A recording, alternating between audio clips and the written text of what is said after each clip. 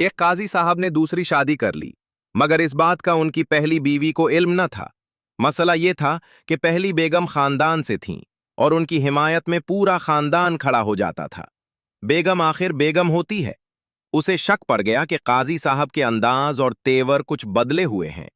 काजी साहब ने हर मुमकिन यकीन दिलाने की कोशिश की, मगर बेगम के दिल से शक का बाल न निकला।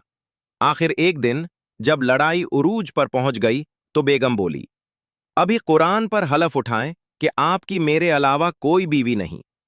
अब काजी साहब बुरी तरह फंस गए। बेगम ने जब देखा कि काजी साहब हलफ नहीं उठा रहे तो उनका शक यकीन में बदल गया। काजी साहब मौके की नजाकत देखते हुए उसी वक्त घर से निकल गए। बेगम ने खूब रोना धोना किया। लोग भी आए मगर वो घर पर न थे। सब मायूस होकर चले गए।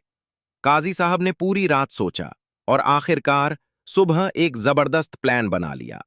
जाते जाते अपनी दूसरी बेगम को कहा कि मेरे जाने के बाद फौरन मेरे घर आ जाना। फिर खुद पहली बेगम के घर पहुंचे, जहां हस्बे तवक्को पूरा खानदान मौजूद था। अभी सफाई पेश ही कर रहे थे कि छोटे बेटे ने आकर बताया, एक साइला अपने शौहर के मुताल्लिक मसला पूछने आई हैं। ये दरअसल वो खुफिया कोड था जो काजी साहब ने दूसरी बेगम को बताया था, ताकि यकीन हो जाए कि वो मेहमान खाने में पहुंच चुकी हैं। काजी साहब ने कहा, उन्हें मेहमान खाने में बिठाओ। इतने में पहली बेगम ने फिर वही मुतालबा दोहरा दिया, अगर दिल में चोर नहीं तो कुरान पर हलफ उठाएं। काजी साहब ने कहा, मैं हलफ एक शर्त पर लूंगा कि आज के बाद ये मौजू कभी नहीं छेड़ा जाएगा। बेगम फौरन मान गईं।